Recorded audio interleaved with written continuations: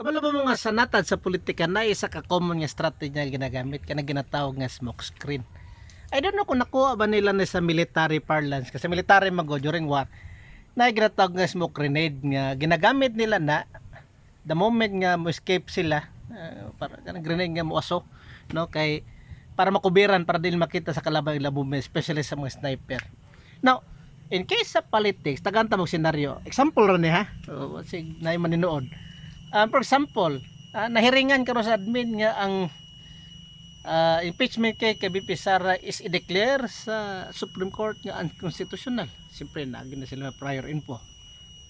Basin.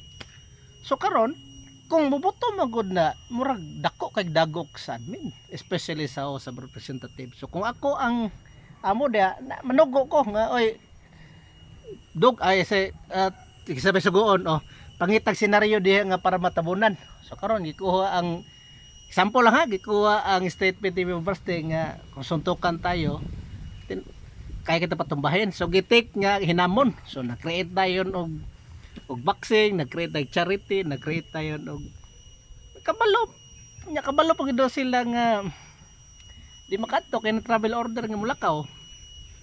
So naka-prepare po sila nga in kaso pog mo kana kay bait trap to so napo sila counteran na so karon kay wala man gyud ni kagat kay siyempre bisag ako po sa Mio Basti di po ko mo kagat pod kay basin oroy trap na no ana pa si makabili. One must know how to be fox and how to be a lion because the fox a lion is strong and the fox can identify the trap base oroy trap na so karon asa na to so gideclare karon niya na champion si General.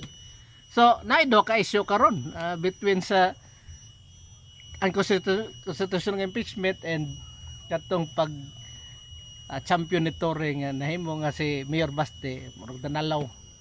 So dili ma-focus ang issue sa saka area lang so matunga sa kibali. So I don't know, example na sa smoke screen.